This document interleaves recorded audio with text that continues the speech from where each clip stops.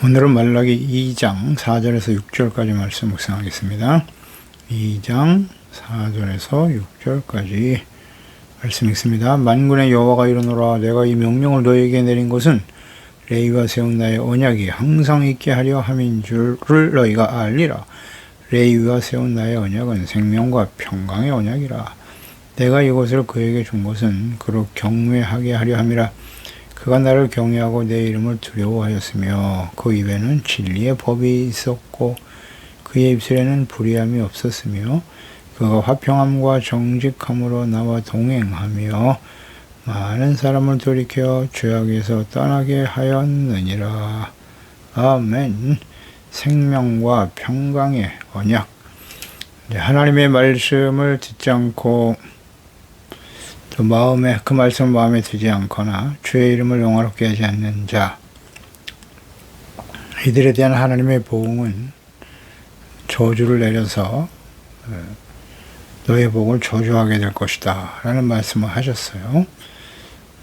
이것은 제사장을 비롯한 하나님의 자녀 백성들이요, 제사장으로 부름받은 거룩한 하나님의 자녀 백성들은 언제나 하나님의 말씀을 듣는 일에 힘써야 되고 듣고 믿고 순종하는 것이죠. 그러기 위해서는 마음에 잘 심어야 돼요. 그 말씀이 항상 마음에 있어야 돼요. 그리고 그 말씀을 지켜 순종하는 의롭고 거룩한 행동이 곧 주님의 이름을 영화롭게 하는 것이죠. 그렇지 않으면 조건절이에요. 그렇지 않으면 너에게 저주가 임할 것이다. 저주라고 하는 것은 세 가지 의미가 있다고 그랬죠. 형벌, 하나님의 형벌을 선언하는 것이고, 공의가 실현되는 것이다. 긍휼이 없는 하나님의 공의가 실현되는 거예요. 그래서 하나님의 말씀과 명령에 불순종하는 자들에 대한 하나님의 언약과, 그러니까 하나님과 언약과의 관계 단절이에요. 하나님의 자녀로서, 백성으로서의 삶을 잃어버리게 되는 거죠. 관계가 단절되는 이런 게 저주예요. 그리고 하나님께서 그 제사장들을 부끄럽게 하실 것이다. 제물의 똥을 제사장들의 얼굴에 발라버린다고 표현하셨는데요. 수치를 당하게 될 것이다. 배설물과 같이 영적으로 아주 부패하고 더러운 상태임을 깨닫게 하시려고 하는 하나님의 경고고 하나님의 뜻이죠.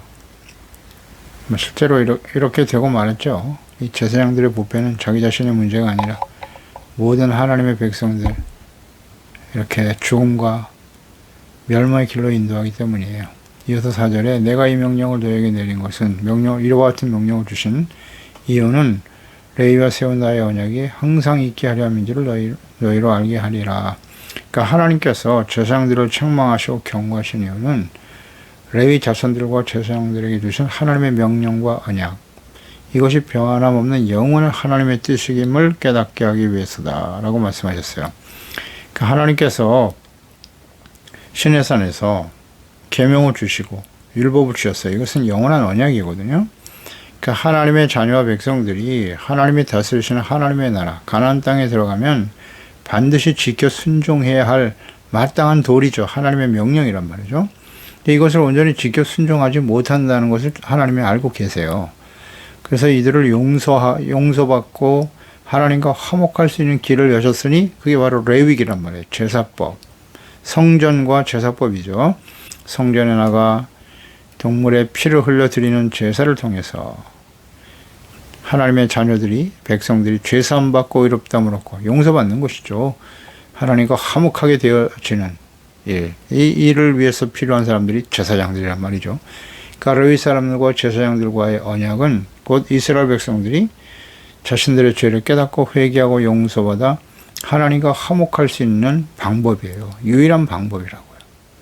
그러니까 이 언약은 영원한 언약이에요. 영원한 언약. 그 동물의 피 흘림이 없이는 죄사함 받을 수가 없는 거죠. 진실한 마음으로 회개하고 돌이키지 않으면 용서받을 수 없다라는 것을 분명히 알게 되는 거예요. 그래서 하나님께서는 그 언약을 어기고 더러운 제물을 드리며 하나님을 멸시하는 제사장들에게 저주를 선포하셨는데 하나님께서는 결코 저주를 원하시지 않아요. 다만 하나님과의 언약은 영원한 것이기 때문에 회개하고 돌이키지 않으면 이런 공의가 실현될 수밖에 없다라는 것을 알게 하시려고 이 명령을 지금 내리고 계시는 겁니다. 하나님께서는 결코 주의 자녀와 백성들, 거룩한 제사장들이 저주를 받는 것을 결코 원치 않으십니다. 거룩하고 온전한 예배자로, 제사장으로서 자신의 정체성과 사명을 깨닫고 합당한 자들이 되게 하려고 하는 진정한 의도죠. 하나님과 그 백성들과의 관계 속에서 참된 화평을 누리며 하나님이 다스리시는 하나님의 나라, 이것이 온전히 이루어지기를 원하기 때문이에요. 그래서 잘못된 제사장들과 하나님의 백성들을 바로잡기 위해서 하나님이 이와 같이 저주를 선포하시고 경고하시는 거예요. 하나님과의 관계를 회복하라고, 하나님의 말씀과 뜻대로 순종하는 자들이 되라고. 이것이 바로 징계와 책망의 목적인 것입니다. 잠언서 3장 12절이죠. 대저 여호와께서 사랑하시는 자를 징계하시기를 마치 아비가 그 기뻐하는 아들을 징계함같이 하시나니라. 히브리서 12장이죠. 징계가 없는 자녀들은 사생자와 같다. 하나님의 자녀는 마땅히 징계를 받아야 된다라는 거죠. 하나님이 사랑하는 아들들이기 때문에. 그래서 12장 11절 이하에 보르 징계가 당시에는 즐거워 보이지 않고 슬퍼 보이지만 후에 그로 말미암아 연단받은 자들은 의와 평강의 열매를 맺게 하는 거예요. 그러므로 피곤한 손과 연약한 무릎을 일으켜 세워라. 너희 발을 위해 곧은 길을 만들어라. 저는 다리로 하여금 어그러지지 않고 고침을 받게 하라. 징계를 내리시는 목적이에요. 징계를 당할 때 우리가 해야 할 일이죠. 모든 사람과 더불어 화평함과 거룩함을 따르라. 이것이 없이는 아무도 주를 보지 못하리라. 아멘. 화목함과 거룩함을 따라야 돼요. 이것이 없이는 주님을 만날 수 없어요. 하나님 앞에 설 수 없다고 말씀하십니다. 레위 자손들과 제사장들과 맺은 이 언약의 특성이 무엇인가? 5절에 이어서 말씀하시네요. 레위와 세운 나의 언약은 영원한 언약이라고 하셨고, 또 그 특성이 뭐냐면 생명과 평강의 언약이다 라고 말씀하셨어요. 레위 자손들과의 언약, 생명과 평강의 언약이다.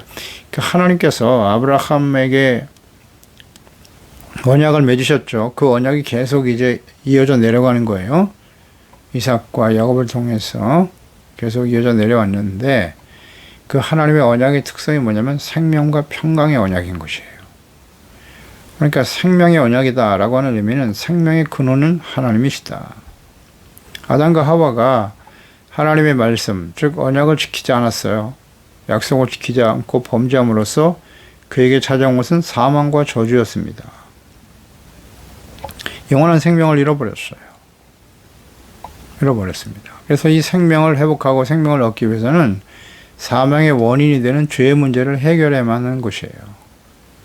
그러니까 하나님의 생명의 언약이라고 하는 것은 죄를 깨달아야죠. 죄를 깨닫고 회개하고 용서받고 하나님과 화목하게 되어지는, 그래서 하나님 안에서 참된 생명을 얻는 이것이란 말이죠.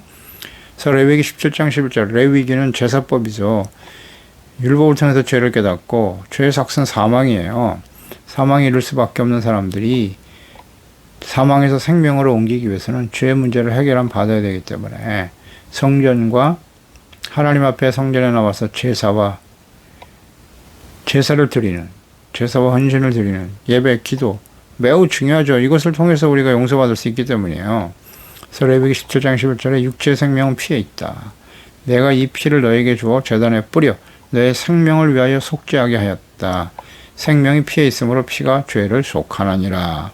동물의 피, 그 피의 의미는 사망, 생명이 그 안에 있는데 우리가 죄로 인해서 사망에 처하게 되었으니 동물이 대신 희생당하는 겁니다. 그래서 그 피를 드리면 죄의 삭은 사망이니 죄에 대해서 죽고 의에 대하여 다시 살아나게 되는 것이죠. 생명을 얻기 위해서는 죄삼, 그 피 흘리는 제사가 필요했다. 생명을 얻기 위해서. 생명의 언약이란 말이에요. 그 언약을 지키지 않으면 사망이라는 거예요. 사망이다. 지키면 생명이 주어지고 불순종하면 사망이 찾아온다. 그러니까 죄를 용서받기 위해서 동물의 피를 흘려 속죄의 제사를 드릴 때 사망에서 생명으로 옮겨지게 되는 거예요. 그래서 신명기 30장 19절 20절에 내가 오늘 하늘과 땅을 불러 너에게 증거를 삼느니 내가 생명과 사망과 복과 저주를 내 앞에 두었다. 너와 네 자손이 살기 위해서 생명을 택하라. 생명을 택하는 것이란 뭐냐? 내 하나님 여호와를 사랑하고 그의 말씀을 청종하며 또 그를 의지하라. 그는 너의 생명이요 장수시니 여호와께서 너의 조상 아브라함과 이삭과 야곱에게 주려고 맹세하신 땅에 거주하게 될 것이다. 예, 약속하셨잖아요. 생명을 택하라고. 생명, 사망, 복과 저주, 선택의 결과라는 거예요. 로마서 6장 23절에 죄의 삭은 사망이고 하나님의 은사는 그리스도 예수 우리 주 안에 있는 영생이니라. 그렇습니다. 생명은 그 피 흘림으로 피의 제사를 통해서 생명, 제사함 받고 용서받아 생명을 얻게 해주신다고 약속하셨는데 이 생명을 주기 위해서 보내신 분이 바로 그리스도 예수님이신 거예요. 예수님의 그 십자가의 화목제물로 자신의 피를 흘려주심으로써 모든 사람들에게 죄사함 받고 영생을 얻게 하는 것이죠. 요한복음 10장 10절에 도둑이 오는 것은 도둑질하고 죽이고 멸망시키려는 것뿐이요 내가 온 것은 양으로 생명을 얻게 하고 더 풍성히 얻게 하려 하시는 것이라. 요한복음 14장 6절에 예수께서 이르시되 내가 곧 길이요 진리요 생명이니 나로 말미암지 않지 않고 아버지께로 올 자가 없나니라. 예수님께서 생명을 주기 위해서 이 땅에 오신 거예요. 그리고 예수님께서 십자가의 죽으심을 앞두고 마지막 성만찬, 최후의 만찬 하시면서 마태복음 26장 18절에 이곳은 내 죄사함을 얻게 하려고 많은 사람을 위하여 흘리는 바 나의 피 곧 언약의 피니라.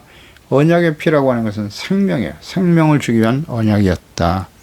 예수님께서 십자가를 통해서 새로운 언약을 세우신 거예요. 십자가에 흘리신 피로 모든 사람들의 죄를 사하고 사망에서 생명으로 옮기게 하시는 약속. 십자가의 언약은 생명의 언약입니다. 예수 그리스도 앞에서 자신의 죄를 깨닫고 회개하고 그 피로 씻음 받을 때 우리는 생명을 얻게 되는 거예요. 이제 이 생명은 하나님의 생명은 오직 예수 그리스도의 십자가 안에만 있어요. 예수님 안에만 생명이 있는 것입니다. 예수님 이외에는 생명이 없어요. 또 하나 하나님의 언약은 평강의 언약이었다. 평강이라고 하는 것은 죄사함 받고 용서받을 때 주어지는 하나님의 은혜의 선물이죠. 하나님과 화목하게 되는 거예요. 죄가 있는 상태에서는 절대 하나님과 화목할 수 없어요. 사람들과의 관계도 마찬가지. 제사장과의 언약, 그들이 자신의 정체성과 사명에 충실할 때 예수님처럼 하나님의 말씀에 철저히 죽기까지 순종하고 복종하셨죠. 그럴 때 예수님을 통해서 모든 사람들이 죄사함 받고 하나님과 화목하게 되는 거예요. 하나님의 자녀들과 백성들이 생명과 평강의 은혜를 맛보게 되는 것입니다. 언약의 특성, 생명과 평강입니다. 우리는 예수 그리스도의 십자가의 언약을 새 언약을 통해서 죄사함 받고 구원받은 하나님의 자녀가 되었습니까? 이 생명과 평강을 누리며 살아가고 있나요? 간단한 질문입니다. 우리가 진정 예수 그리스도 안에 십자가의 피의 언약으로 죄사함 받고 구원받은 사람입니까? 생명과 평강이 나의 심령 속에 나와 함께하는 모든 사람들의 관계 속에 있나요? 영원한 제사장이 되시는 예수님께서 화목제물이 되심으로써 십자가에 흘린 피가 생명과 평강의 언약이 되었도다. 이어서 생명과 평강의 언약을 제사장들에게 주신 목적, 내가 이것을 너에게 준 것은 이 생명과 평강의 언약, 그로 경외하게 하려 함이라. 그가 나를 경외하고 내 이름을 두려워하였다. 그러니까 하나님을 경외하게 하도록 하기 위해서 이 언약을 주신 거예요. 하나님을 경외한다. 하나님을 경외하는 것이란 무엇인가요? 하나님의 이름을 두려워하는 것인데 이것은 하나님을 일단 사랑해야죠. 사랑하고 그 말씀을 듣고 믿어 순종하는 거예요. 어느 정도까지 순종해야 돼요? 아브라함.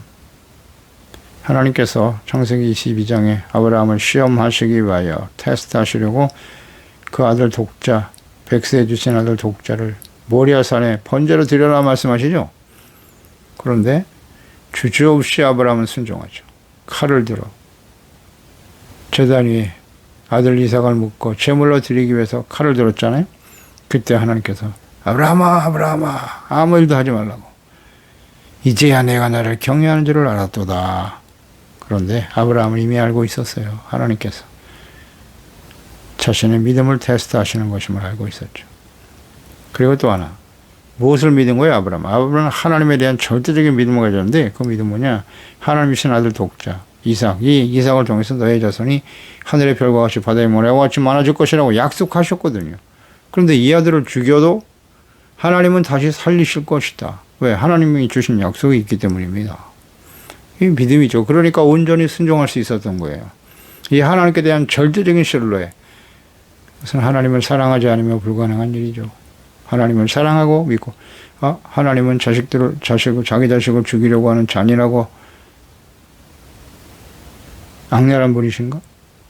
거기 그런 생각 전혀 하지 않아요. 하나님 모든 것이 하나님은 합력하여 선을 이루시는 분이고, 하나님은 선하시고 인자하심이 풍성하신 하나님이시고 사랑이 많으신 하나님이 이런 말씀을 하시는 것은 나의 믿음을 테스트하려 하심이로구나. 어떻게 보면 굉장히 단순하죠. 우리를 사랑하시고 우리에게 언약을 주신 하나님이신데 우리에게 악을 행하실 리가 있나? 여기에 대한 절대적인 신뢰죠. 신뢰와 믿음을 가지고 순종하는 것, 또 하나님의 말씀을 절대 순종하고자 하는 진실한 믿음, 이런 것이 바로 하나님을 경외하는 태도죠. 잠언서 8장 13절에 여호와를 경외하는 것은 악을 미워하는 것이다. 나는 교만과 거만과 악한 행실과 패역한 입을 미워하느니라. 아멘입니다. 하나님을 경외하는 것은 악을 미워하는 거예요. 교만하지 않아요. 잠언서 9장 10절에 여호와를 경외하는 것이 지혜의 근본이고 거룩한 자를 아는 것이 명철이다. 아멘입니다. 지혜의 근본이다. 하나님을 경외하고 두려워하는. 전도서 12장 13절 14절 일의 결국을 다 들었으니 하나님을 경외하고 그 명령을 지킬지어다. 이것이 모든 사람의 본분이야. 사람의 본분은 하나님을 경외하는 데 있다. 하나님은 모든 행위와 모든 은밀한 일을 선악간에 심판하시리라. 전도서의 마지막 결론이죠. 솔로몬이 와서 놀라운 지혜의 글을 기록하였지만 결론, 이것을 이해하지 못하고 있었어요. 비극적인 결말을 맞이하게 되죠. 하나님의 말씀을 아는 것도 중요하지만 그것을 매일매일 묵상하면서 삶에 실천하는 것은 얼마나 중요한가. 6절에 그의 입에는 진리의 법이 있고 그 입술에는 불의함이 없었으며 그가 화평함과 정직함으로 나와 동행하며 많은 사람들 돌이켜 죄악에서 떠나게 하였나니라. 그의 입에는 진리가 있다. 온전한 제사장의 자격이네요. 이것은 마치 그리스도로 오실, 우리의 영원한 제사장으로 오실 예수 그리스도를 바라보면서 하신 말씀이라고 보여지네요. 제사장의 자격이다. 제사장은 어떤 사람들이냐? 입에 진리의 법이 있어야 된다. 진리는 무엇입니까? 하나님의 말씀이죠. 하나님의 말씀, 율법과 계명, 그 입에, 그러니까 항상 말을 할 때 하나님의 말씀을 하는 것 같이 해야 되는 거예요. 진리의 말씀을 중심으로 말하고 가르치고 증거하는, 그러니까 예수님이 딱 그와 같은 이 완벽한 제사장의 모습을 갖고 계시잖아요. 예수님의 말씀은 진리의 말씀이셨어요.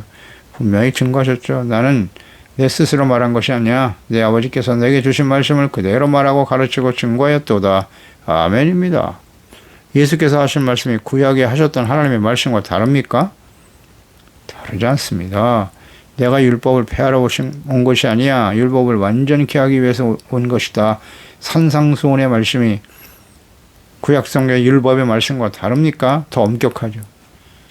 2절에 입술의 말에 불의함이 없어야 한다. 하나님의 말씀, 진리의 말씀에 입각해서 하나님의 말씀을 전하고 가르치는 종들, 예수 그리스도는 오직 진리와 진실만을 말씀하셨죠. 죄가 없으세요. 불의가 없으십니다.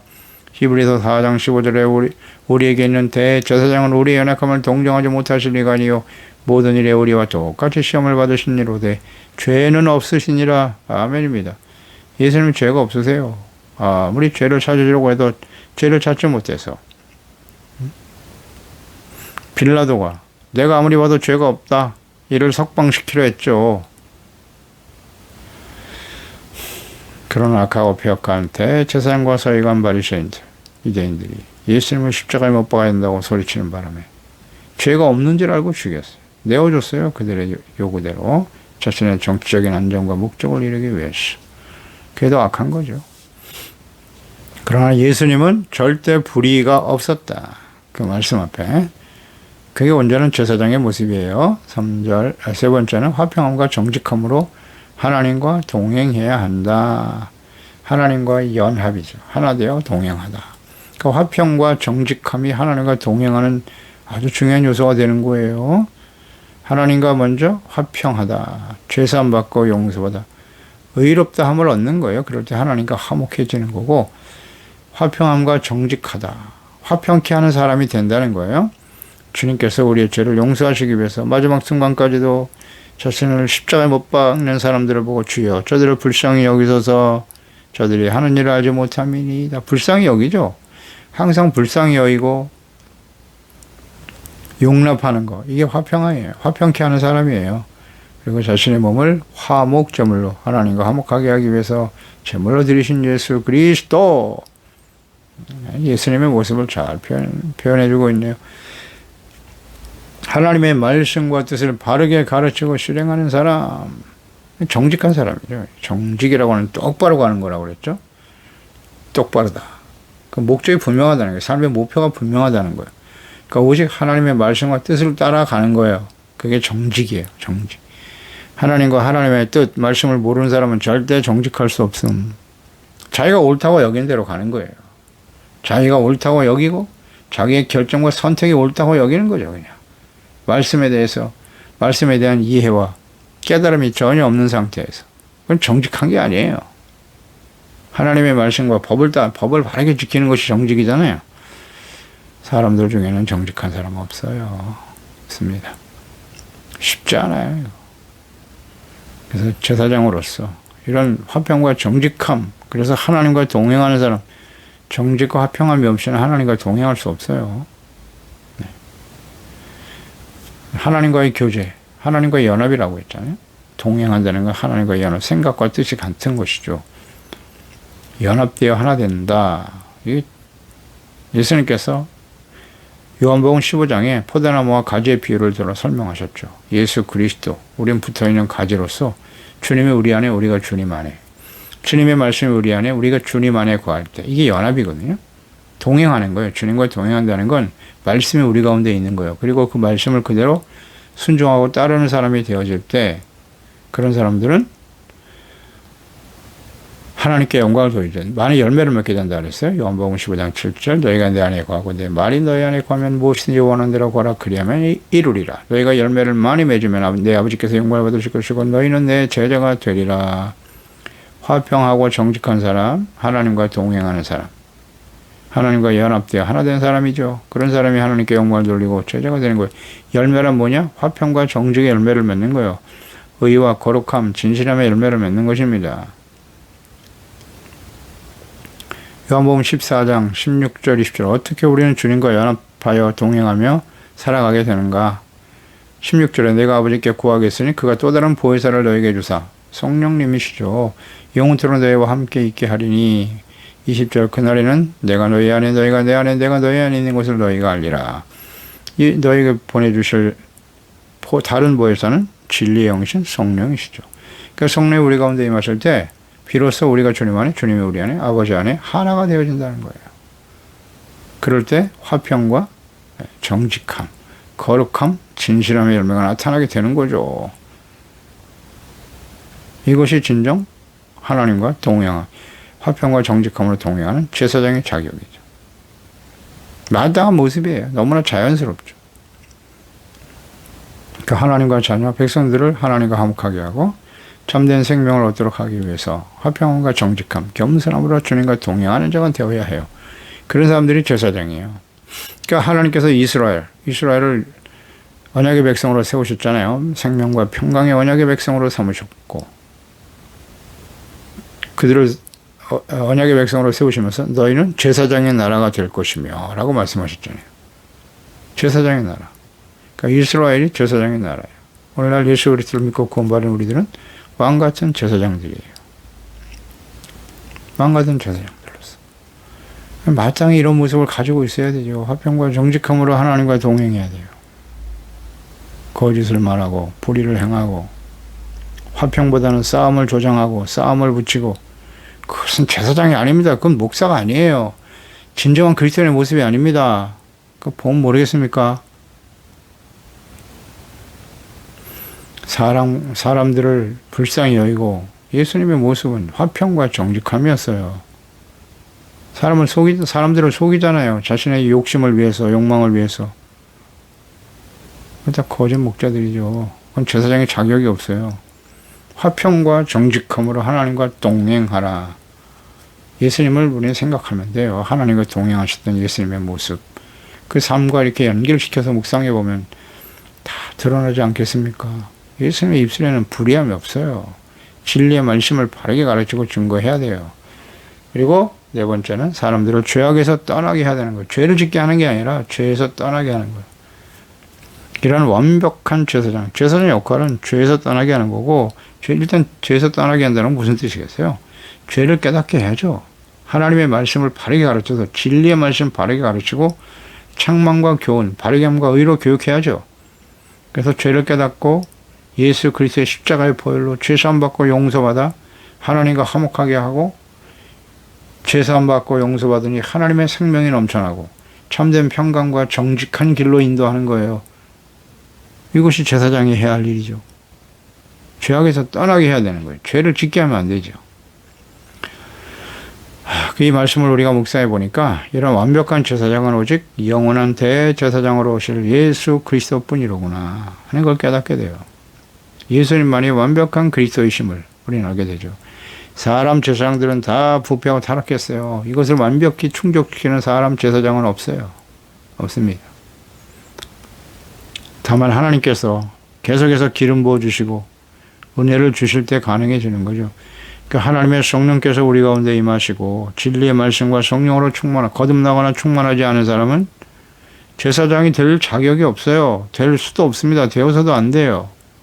그저 신학교 나오고 뭐 학위를 받고 그래서 죄종이 되는 게 아니에요. 목사가 되는 게 아닙니다. 진정한 제사장, 이런 자격이 있는가를 점검해야죠. 점검해야지. 이렇게 되기 위해서는 성령께서 역사하시는 수밖에 없어요. 예수님을 인격적으로 만나고 하나님의 말씀과 성령으로 거듭나서 성령의 가르침과 인도하심을 따라 진리의 말씀 속에 나타난 하나님의 뜻을 바르게 알고 그 말씀을 전하고 가르치고 증거하는 종들이 돼야죠. 그래서 사람들을 죄에서 떠나게 만들어야 될 거 아니에요. 죄악 가운데 형통하고 잘 살고 번성하고, 그런 길은 없어요. 하나님이 없는 사람들은 가능하죠. 그런데 하나님의 자녀들을 죄악 가운데서 번성하고 형통하게 한다고 가르치는 것은 가짜입니다. 그건 거짓이에요. 죄악에서 떠나게 하려면 죄를 깨닫게 해야 될 거 아니에요. 근데 죄를 지적해주면 사람들이 싫어하죠. 싫어합니다. 회개하라. 이런 말 얼마나 듣기 싫어합니까? 그거 한 번 했으면 됐지. 우리는 예수님의 십자가에서 죄사함 받고 용서받았는데 뭘 자꾸 그렇게 죄인이라고 하느냐, 회개하라고 하느냐. 얼마나 싫어하는지 몰라요. 우리가 완벽한 사람입니까? 죄에서 떠나게 해야 되는 거예요. 그래서 하나님의 말씀, 책망과 교훈, 의로 교육하게 유익하고 하나님의 사람으로 온전케 하는 것이 성경을 기록하신 목적이에요. 예수님을 이 땅에 보내주신 하나님의 뜻이고 우리를 구원하시는 하나님의 뜻이라는 거 잊지 말고요. 또 이제 우리도 예수 믿고 구원받은 우리들도 왕같은 제사장이라는 거, 이 정체성을 분명히 이해하고 그에 합당한 삶을 살아가고 있는지 끊임없이 점검하고 하나님의 말씀과 성령님의 인도하심을 따르는 경건의 삶을 계속해서 힘써야 되는 것입니다. 기도하겠습니다. 하나님 아버지, 오늘도 주의 말씀을 통해서 하나님께서 원하시는 참된 제사장의 모습, 그 제사장의 역할과 삶이 얼마나 중요한가 다시 한번 깨닫게 되죠. 그들이 당시에 제사장들이 그 역할과 사명, 정체성과 사명에 대한 인식이 없을 때 그들은 더러운 제물을 하나님께 드리고 있으면서도 전혀 죄에 대한 깨달음과 인식이 없었다는 거죠. 그러한 제사장들 밑에 있는 이스라엘 백성들은 어떻게 될까요? 하나님의 공의 심판에 떨어질 수밖에 없는 거예요. 예수 그리스도께서 이 땅에 우리에게 영원한 제사장 그리스도로 오셨다. 우리가 예수님을 그리스도로 믿는다고 하는 것은 예수님 우리에게 영원하고 완벽한 제사장으로 오셨다는 거예요. 우리는 예수님을 통해서 생명을 얻고 죄사함 받고 용서받아 하나님과 화목하게 되고 생명과 평강의 언약이 되시는 예수 그리스도의 십자가 언약을 통해서 우리가 구원받아 하나님의 자녀가 되고 은혜 가운데 살게 하신 것 너무너무 감사합니다. 이 제사장으로서의 자격, 우리는 항상 예수님이 그렇게 사셨던 것처럼 우리의 입술에는 항상 진리의 말씀이 있게 하시고 불의한 일이 절대 있어서는 안 돼. 우리 안에 불의가 있어서는 안 돼요. 그러기 위해서는 주야로 하나님의 말씀을 묵상하는 것이 필요하겠죠. 화평과 정직함으로 주님과 동행하고 주님 안에서 하나 되고 연합되어져야 합니다. 성령으로 거듭나고 성령님의 인도하심을 따라 하나님과 예수 그리스도 안에서 우리가 하나됨을 이루어 아버지의 말씀과 뜻을 우리의 삶 속에 나타내 보여주심으로써 화평케 하는 자가 되어 많은 사람들을 생명과 구원의 길로, 죄악된 길에서 떠나 생명과 구원의 길로 인도하는 일에 쓰임받는 왕같은 제사장으로서 주님 오시는 그날까지 승리하며 살아갈 수 있도록 도와주세요. 예수님의 이름으로 기도드리옵나이다. 아멘.